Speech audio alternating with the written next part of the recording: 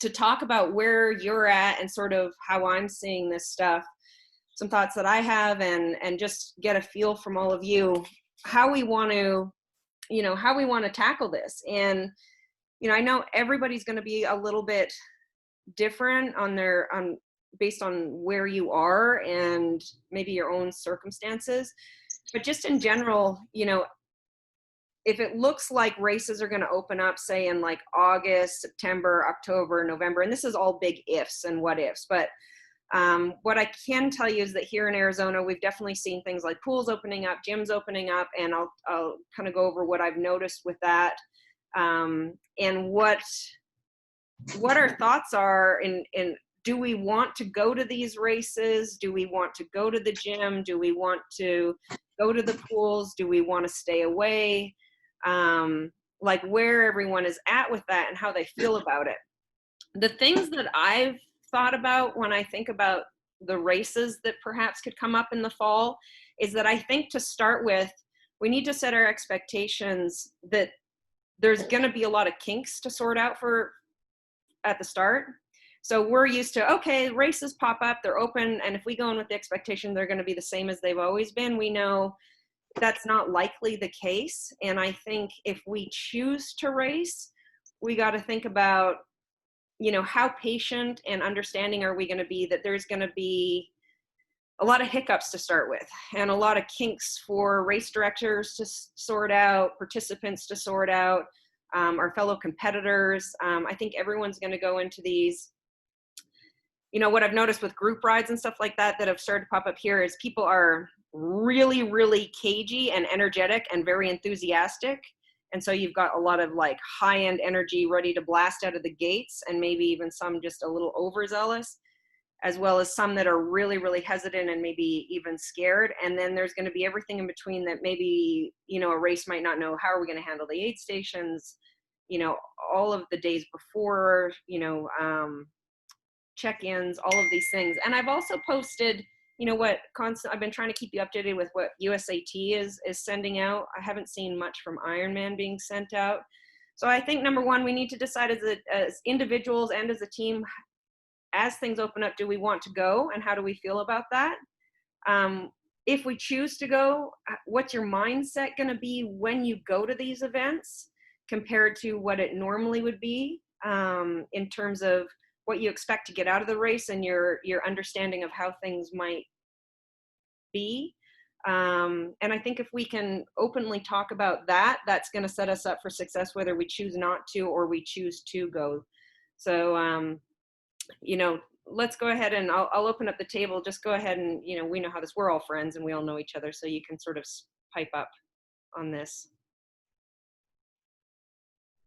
Jennifer, why don't you start? Because you're here in Arizona and we know that you've got a race coming up here, possibly some of the Arizona series, and you feel quite comfortable going to the race. And we've had some chats about how you might, what your expectations might be and how you might handle things. So why don't you go ahead and start the conversation? Yeah, I think we've got an Olympics scheduled for July 10th, I want to say, that it's got a decent shot of happening. It's a small race, it's local. Maybe 200 people. There's enough space where they could adequately space out the transition. You could easily do a rolling start for the swim. And then the bike's pretty spread out, and it's a big open space. So I think you could really easily, as long as the transition set up appropriately, social distance the whole time. And so, and I think the expectation, well, my expectation is just to go balls out because I haven't raced for a really long time. But the idea is that it would probably be a really competitive race too, because there'll be a lot of people, like Marilyn said, probably blowing up in the water in the first 200 yards, because everybody's super excited about it. But things are opening up here in Arizona. I'm able to go to the pool, which has been really nice. So people are definitely gearing up for that kind of experience. So I'll be curious to see if it's actually able to go on or not. I think there's a good shot of it. Yeah, how about so in other places? So Jose, there, you're in El Salvador. Say hello, Jose. And you're hello, like, how are you? You're like you're on the other extreme end where we're not seeing any information at all in terms of even any kind of opening to even ride outside or anything like that. Tell us a little bit about where you're at. Oh yeah, here we're gonna have 15 more days of shutdown, completely shut down. So you're not allowed to go out at all. Um, I can go because of my job, but the rest of the family have to stay inside home. Um, we don't know what is the plan. So for me, it's like I I don't even think about racing this year. I don't have it in my mind, so it's like a blank. So I'm comfortable with that. So let's see what happens. I mean, I was racing Panama 7.3. They moved it to next year, and then I was going to do Cozumel Full and Louisville, but I don't know if I'm going to be able to go Louisville. So it's fine. I mean, for me, I'm able to train. I'm able to go out. Uh, Illegal, but I go out and run. Um, Don't get arrested, Jose. Yeah, I I've seen mean, him on Strava in pictures as well. I know he's out yeah, there. I do my trainer on the bike. I'm not swimming, and I'm having problems with the core. So Yeah. I'm having. I mean, I'm enjoying the training, but I don't think about racing. That's it.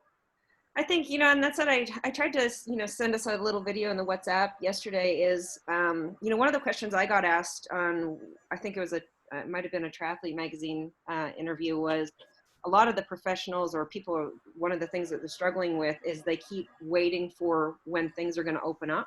They're like, so, is it going to be June? Is it going to be July? Is it going to be August? And my own personal way of handling that and my advice to people is, if we just we've been ahead of the curve talking about this as a team, is that just think about 2021.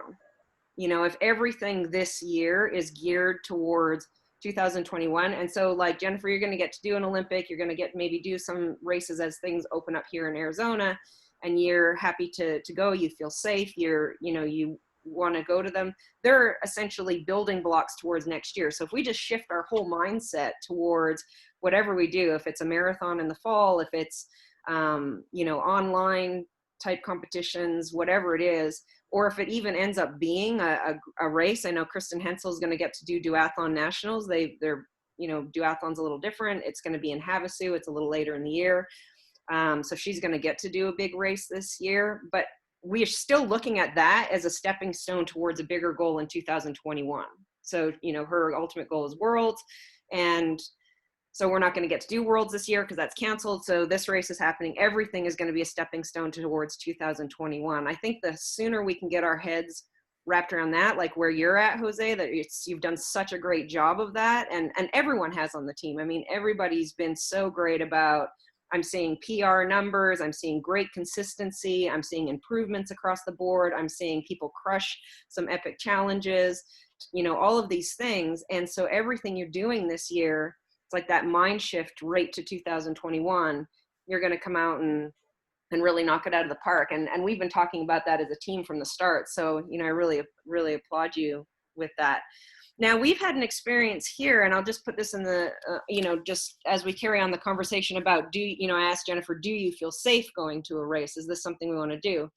Now in Arizona, we talked about the gyms and pools have opened up, and Matt and I had an extensive conversation about, do we feel like it's okay to go back to the gym? And, we said between ourselves, of course, not all gyms, because all gyms are not the same. Maybe a gym that's not kept as clean, or the owner's not sort of boots on the ground. If you've got a gym that's smaller, it's more of a private type gym, the owner's right there, boots on the ground. They've done a lot to really put themselves in the fire to make sure it's going to be clean. So we made the decision together that it was okay for him to go back to this one particular gym that was like, okay, we feel like this is safe. Same as what you're saying, Jennifer, in terms of, okay, this is a smaller race, they're taking a lot of precautions. You feel safe going to that race. Now, we found out this week someone there tested positive with COVID. And so then we had to ask ourselves, are we okay with that? So these are, I think, questions we want to keep asking ourselves is, as things open up, as your pools open up, as the races open up, as we're allowed to, meet in groups and stuff like that, and we know we're at risk even when we go to the grocery store or the service station or whatever. However, it's, now we made that decision with some real clear guidelines. And then there was almost a moment, there's a bit of a pause in both of our minds this week of going, hey, okay, well, now we really are faced with that. There was someone there with COVID. So how do we feel about that? Do we still feel the same way about our decision? Will it change our decision? That kind of thing. So I don't know if anyone has anything to add to that in terms of as things open up in your places, if they are opening up. No? No one? Michelle, there in Colorado, I know that some of the pools are opening up. I know that there's more races, like not races, but like group rides and stuff like that. How have you felt about that? So in terms of pools, the only couple pools that have opened is a couple in Boulder. I know one opened for a week and then they closed it back down, but I live in Denver. So in Denver, there are no pools that are open. Gyms here are still not open. The big question mark in this area is just Boulder 70.3 is in 2 months. And people are still optimistic it will happen. But I know Boulder's got mandates that no large gatherings can happen through the month of June. So who knows? And I personally have decided to just bag triathlons for this year. And I'm just going to focus on big bike events. And there's a few kind of random multi-day bike events that I'm signed up for that are still on tap. So I'm pretty thankful that those are still there. In terms of group rides, my boyfriend and I ride with a group of 4 to 6, I'd say, on weekends. And that seems to be a pretty comfortable number. We're definitely not seeing any of the large groups that we usually see around this area. Right. Caroline, you jumped in, you've been able to start to go to the pool as well. You're in Phoenix as well. And how's that been for you as you've sort of started getting back into, more public stuff? It's been going well. It's kind of funny because I get there like right when it opens, but there's like a long line to the door. But everyone's like been very like not near each other, and people will get in at the other end of the pool if there's somebody in at like one end, so they're on opposites, and you can only have 2 people in a lane. But everyone's been like super like cordial about it and nice. So it hasn't been like, a whole like mass exodus to the pool. But it's been like pretty easy, and I haven't been using like the locker rooms or anything because I like live down the street, so I just like put my towel on and then just hop in the car. So it's been pretty doable, and I've been happy to get back in the pool and be outside. Great. I mean, I think across the board, I think we know that there's going to be some personal choices of, at some point we're going to have to get back out there, and when and how that happens is going to be, up to each person and their circumstances, where you are and how comfortable you are. If you have anything in your life that's going to make that a risky situation, your own, personal health or anyone that could be affected by that. One of the things that came to my immediate mind when Matt said, hey, someone was at the gym who had COVID, we found out, my immediate thought was his mom. I said, she has an autoimmune disorder. She almost passed away. She's very, very high risk. And immediately I said, better make sure for 2 weeks you don't see your mom at all. Don't, and nothing. So I think those things are important to consider as we start to step back out there. And then again, our expectations as we go to these events and races, even like the gravel races, Michelle, and stuff, I'm fully going into them with the idea of, I think the race directors are going to struggle to know exactly how to handle things. We don't really have a roadmap for how this, what to do. And I think they're trying to, each sport and each event and each race director is scrambling and doing the best they can to come up with a really great roadmap for all of us to be able to feel safe and get to enjoy what we do. But I think we have to go into it with an open mind, to be very patient, very helpful, and very kind to all the people around us that are trying really hard to make this possible for these things to open up. So I think every person who decides to put on a race or open up a gym or open up a pool, they're going to be you know, at the front of their mind, they're thinking, man, I'm responsible for all of these people's safety and health. And so then as each of us go to one of these places or events, we need to be participants in making sure that it's, you know, we're understanding of what they're trying to do and that the good job they're trying to do for us, and maybe contribute to helping making that a good and safe environment. And what can we do to help and make that, you know, what our expectations will be is we're a little more forgiving if, you know, oh, there isn't as many, you know, luxuries and niceties that we're used to when we go to these events, and maybe our time's 5 minutes slower because we had to stop at every aid station. Well, that's okay. At least we're, you know, they're out there and they're trying their best to provide this for us. So I think if we as a team can go in with that attitude and you know, set a good example for other people, instead of being like, hey, we got to go, as, you know, I was 5 minutes slower and I'm mad because the person, you know, there was no one at aid stages and I had to pull over and fill up my own bottles. Instead, be like, wow, I'm really thankful that these people provided this for us. And, you know, so what if I have to carry all my own bottles and all my own nutrition and it's a little heavier up the hill and I'm a tiny bit slower? Like, I think if we can be good role models as a team for everyone else to come in with the right expectations and behavior, then it'll have a little trickle effect. Hopefully, you know, one small attitude can have a big spider effect. So I think, you know, to take that even one step further, I think the idea of, you know, being grateful and thankful to race directors and event directors just for even doing the job and like even, you know, holding the race is kind of a good idea, because I know in weightlifting, there's been one of the big topics of conversation has been, you know, now that COVID is out there, and now that there are all these, you know, worries and fears and modifications that meet directors are going to have to make if they want to run a meet. I mean, running a competition, whether it be a race or a triathlon or a weightlifting meet or whatever, it's a pain in the ass already. And then throwing this in there I do unfortunately see a situation where this might reduce the number of people who want to run races, like who want to put on events and put on weightlifting meets. They might just say, screw it, I'm just not even going to bother. It's like, this is already a ton of work.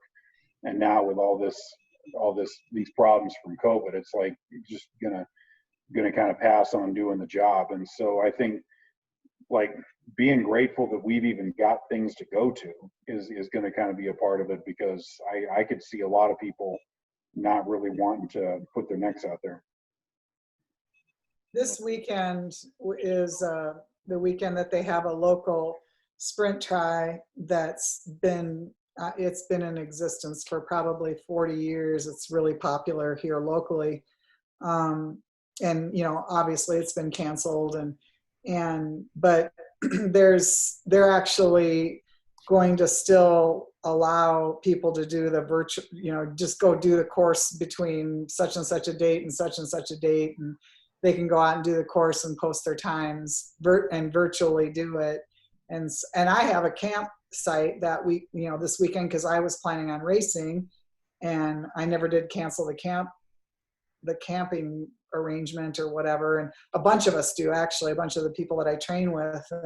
And so we're still going to go out and camp. And then, you know, some of them we're going to just do the race whenever. And I told them I'd cowbell and, you know, I don't know, get my stand-up paddleboard while they're swimming or do something to keep myself busy and try not to be too much of a distraction. But, you know, so they're, you know, that way people can still just be away from everybody and do it whenever and keep the social distance. We don't have anywhere to swim. They're not going to open the pools all summer. They've already made that declaration. Yeah. So same with where you are, Rachel, right? I mean, everything's just completely locked down still. Yeah. I mean, so people talking about racing, to me at the moment, it still seems so bizarre with all the stuff that's going on in the world to even be talking about racing. You know, first step, getting out of the house, having a bit more freedom and stuff, it is, I don't know, that's the first step for me. Racing, maybe I'm a lot more cautious than everybody else, but, you know, I've seen some deaths here locally, and I don't want to put myself or the family at risk of being the one that's. So for me, I until there is a clear treatment for it, I don't think I'm going to be racing. Yeah, I think that's fair for sure. And Sarah, you and Larry have, on the whole other side of things, didn't even feel safe in Chicago and are in Verona, Wisconsin. So there's a lot of moving parts to all of this stuff, as as we all know. And I think some of the people I know, Kristen was telling me in LA that one of her training partners had someone do a home invasion, and it got pretty ugly for them, and not for her personally, but her friend and her family. So I think there's also, just being grateful that we can, keep getting better every day, keep training, keep our health, keep, like I say, shift our minds towards 2021, keep being good role models within sport in general, triathlon, bike racing, but sport in general, that, we're positive and organized and grateful. And, if we can keep doing that as a team, then everybody else is going to see that and keep following, whether we choose to go to races or we make personal decisions that, hey, it's too risky for myself and my family, like all of those things. So the last thing that I wanted to cover, and we'll go ahead, and I'll definitely open it up even more for us to keep talking on this stuff, but all of this, obviously, the thing that's near and dear to our hearts as a team too is camp. And I've gotten a few people that have said, because usually by this time I've posted, when the dates are going to be for camp, and people are trying to book off, work for next year, that kind of thing. And obviously I'm keeping a really close eye on what guidelines are and what's happening, what USAT is recommending and what will be allowed. My goal is to obviously have some kind of camp for us. I think that that's such a huge part of our year. It sets up the year for success. I love it. I enjoy so much getting to see you guys and train with you. And I think it's so valuable to, just the whole big picture of everything, not only setting up the year and our own personal training. I've got the notification. I only have 10 minutes, so I better talk fast. So if I get cut off, that's what happened. But so my goal is that I plan to have something, and it will, if you're trying to book off time, it will be that same, last weekend in February that it's been for the last 13 years. That's what I'm hoping for. It might, again, same thing that I'm saying with race directors and everything, is it might look a little different. I've been talking to a lot of different people. I've been keeping tabs on what we're going to be allowed, what we aren't. Obviously, it's always changing. So my goal will be to provide some kind of, week-long camp for us to be able to have this, as much of the same experience as we've always had. But it might look a little different than it always has in the last 13 years, and that's okay. But, we'll still get a good week of training and get to kick the crap out of each other and learn a lot and have some fun and all of that kind of stuff. So I kind of asked with that to just sort of stay tuned, and I will definitely keep you posted. I know I've certainly gotten lots of requests outside the team about it.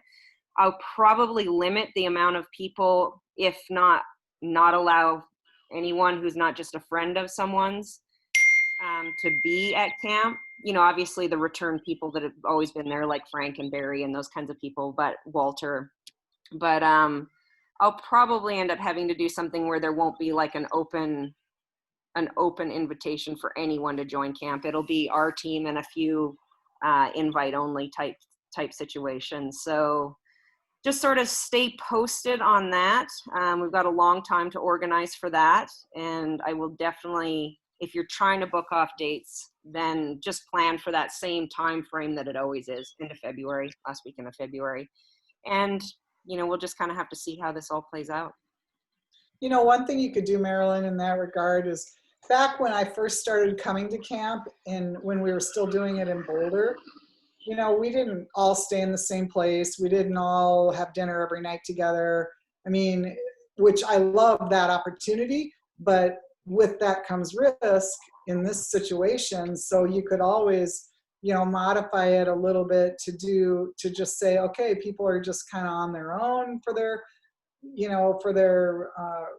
accommodations, and maybe we'll have 1 or 2 meals together at a place outside where we can socially distance, but then, others will be just kind of, you can be on your own. And I mean, it was not as intimate, and I think it's more fun in the way we do it now. But given the circumstances, that might be at least a compromise that keeps us safe and still allows everybody to get together to train, and to still be riding the same courses and that type of thing.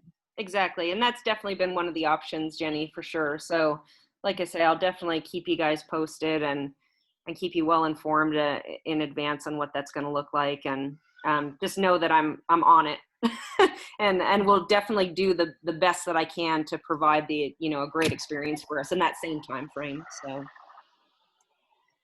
yeah, I don't know about anybody else, but I mean, I don't go that week just for the training. That's an escape. It's a week just to get away from work and get away from everything. And, so I value it immensely. Yeah. Very good therapy. Exactly. Well, Marilyn and I are going to put together an asshole list, and if your name's on the list, you don't get invited to camp. So. I think I'll get cut off here in the next, I see the little thing, I've got 6 minutes. So I'll sort of say my last thing, and that I want to, again, thank you all for being such amazing people. I mean, this WhatsApp's been great. Everybody says such inspiring things and lives a life that is just so honorable, and that I couldn't be more proud of a group of people to be associated with. So thank you for, putting your best foot forward every day and just being such a great group of people that I'm proud to call my team. And if you need something more or different from me, as you all already know, please always feel free to tap me on the back of the shoulder and say, hey, Marilyn, I need something different. I need something more, or whatever it is. I'm always there for you and open to that. This is, a two-way working relationship. So I want to make you as proud as you make me. So, keep up the good work. And, I'll definitely let this last sort of few minutes, if anyone has anything that they want to add to the conversation before the screen just goes blank, I'll open it up to you. Eddie, you've been awfully quiet. I'm just biding my time, but now there's time pressure. But I wondered if anybody had seen anything interesting about endurance athletes who had gotten COVID and then come back, like what the long-term respiratory situation looks like. I think I saw that Matt Fitzgerald had it and came back and ran some crazy marathon time, around 3 hours or something. A couple months ago, he was posting it on Twitter. If you look for his Twitter account, you might find it. Was he on a ventilator while he ran it? I don't think so. But yeah, it was on Twitter. He had oxygen tank. Yes. Thanks, Michelle. Awesome. All right, guys. Well, if no one else has anything to add, we'll say bye for now. And if you have anything to add after this, that if you want to, send out a message in the group or anything like that, if you've had some time to think and you want to add to the conversation, definitely feel free. Jump in there and throw another video in. And I've recorded this for anyone who couldn't make it tonight. So thanks for your time. I know you guys are all busy, and I'll definitely keep these WhatsApp or these Zoom meetings going and keep them, but I won't flood you with them because I know you're all busy and your time's important. So, and now we have millions of Zoom meetings that we have to do. So, I'll plan sort of as they seem like they should pop up, I'll send them out and send them to you guys. So if you have anything you want to talk about in those time periods, send them to me. I can always add them to the itinerary for us.